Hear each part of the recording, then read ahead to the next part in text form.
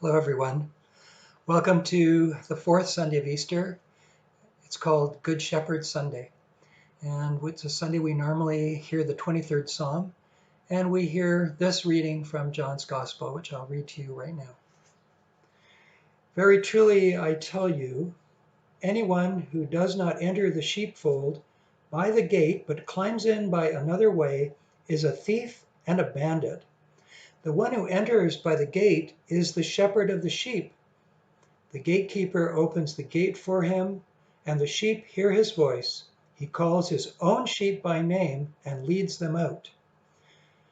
When he has brought out all his own, he goes ahead of them, and the sheep follow him because they know his voice. They will not follow a stranger, but they will run from him because they do not know the voice of strangers. Jesus used this figure of speech with them, but they did not understand what he was saying to them. So again, Jesus said to them, "Very truly I tell you, I am the gate for the sheep. All who come before me are thieves and bandits, but the sheep did not listen to them. I am the gate. Whoever enters by me will be saved, and will come in and go out and find pasture. The thief comes only to steal and kill and destroy. I come that they may have life and have it abundantly." This is the closest thing in John's Gospel that we have to a parable. In the written reflections for this week, Jack is going to say a little bit about John's Gospel and about how we read John's Gospel more as theology than history. And that one of the key elements of John's proclamation of Jesus' life is that Jesus is in fact the one true Messiah. And once again, in this reading this morning, we have Jesus proclaiming himself to be the Messiah, the true one. He's not a bandit. Notice that he says he's not a bandit. And you may wonder, what a strange thing to say. Well, you could imagine a bandit stealing sheep. But they used to call, at that time, there were a number of people who were declaring themselves to be, in fact, the Messiah. And they were leading anti-Roman kind of Jewish revolutionary groups of one form or another. And they were referred to generally by the Romans as thieves and bandits. So Jesus is distinguishing himself from those people. He is not a false pretender. He is, in fact, the true Messiah. And he uses this whole shepherd image of the shepherd having the sheep and him being the gate. So he says that all the sheep are gathered together in the enclosure, and the shepherds go out and they call the sheep. Well, in fact, that is in exactly what happened in those days. That shepherds at night would, if they were close to each other, they would bring their flocks together.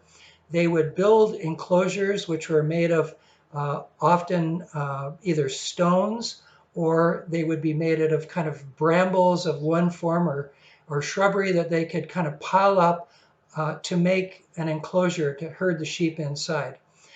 And then in the next morning, all the sheep would mix together. The next morning they would go out, and each shepherd would find a spot out in the field, and they would start calling, and they would all have these different kinds of calls, and the sheep would recognize the call of their shepherd and would follow the shepherd out, and the shepherd would literally lead them away into a new pasture. So Jesus gives this image to his disciples. He says that he is that shepherd who is calling to lead everyone out. And it says that the disciples didn't understand.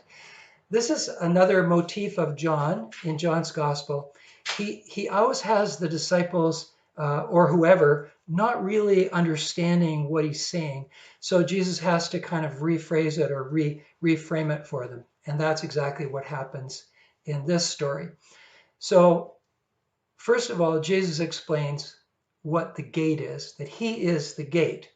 And once again, you have to know how they used to look after sheep in those days. what the shepherds would do is that they would herd all of the sheep into that enclosure that I was just talking about, which provided some kind of protection and kept them together. And then at the opening, the shepherds would literally lie down and sleep. So they were the gate. So what Jesus is saying here, it's an image, it's a visual image that people would have understood, that here is Jesus. He is literally lying there with the sheep, protecting them, being the gate to keep harm from them. And that he calls himself then the gate. So he then talks about the fact that bandits and robbers come only to destroy and to kill and to disrupt. But he comes to bring life and bring it abundantly. I come that they may have life and have it abundantly. So, abundant life. What is the image that pops into your mind when you hear the words abundant life? You might think, oh, abundant life. Well, that's health, wealth, and happiness. I know that that's what many people expect when they hear the term abundant life. It's all the good things and lots of them. But what if what Jesus means by abundant life really isn't quite that image? And I know that this image of abundant life, and it fits in with a certain kind of narrative that is used by some church people to say, if we only believed in Jesus in the right way and did the right things, that God would give us everything that we wanted. It's a version of pray and grow rich. Abundant life is all the good things and none of the bad. But what if abundant life for Jesus and for John and for those disciples meant something very different? Remember that at this time, John's community was in conflict. They were in conflict with the Jewish community that didn't accept Jesus as the Messiah. And just the chapter before, chapter 9 rather, verse 22, we hear that John and his followers were being literally thrown out of the synagogues for believing in that Jesus was the one true Messiah. So their life wasn't all great. It wasn't like they weren't having any suffering, they weren't having any conflict. They were having real life, like we all experience real life. But in the midst of all of that, the promise is to have abundance. So what could it mean to say when Jesus says, I've come to bring abundant life? Remember in the 23rd Psalm, the Good Shepherd? The Good Shepherd leads the sheep into green pastures, sounds good. Beside still waters, sounds really good. Makes them lie down when they're tired, this is good. And then leads them through the valley of the shadow of death. Well, wait a minute. What's abundant about that? Perhaps what Jesus is trying to tell us at this point in the story is that abundant life is the life that he lived, the life of the cross. Because the cross is not just a symbol of suffering and death. The cross is also a symbol of life, of joy, of resurrection, of new possibilities, of transformation. And so if we understand and have the attitude towards life that it is to be abundant, only to be abundant in that it is to be expected that we will have suffering. It is to be expected that there will be problems. It is to be expected that life is not going to be everything that perhaps we want it to be.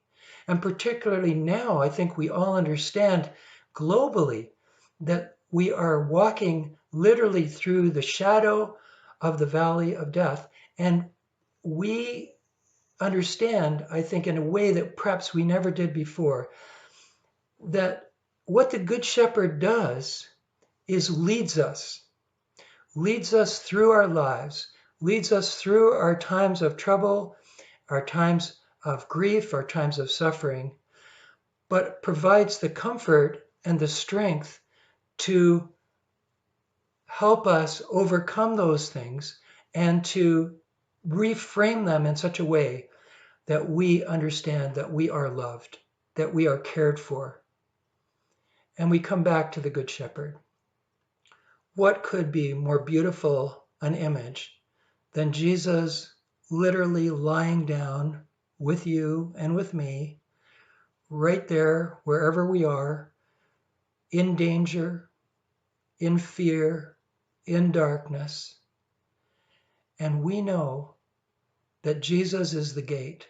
Jesus is lying there with us to protect us, to comfort us, to secure us, so that we may not avoid all the problems of this life, but we will never go through them alone, because Jesus will be with us and God will be with us throughout our whole life. Amen.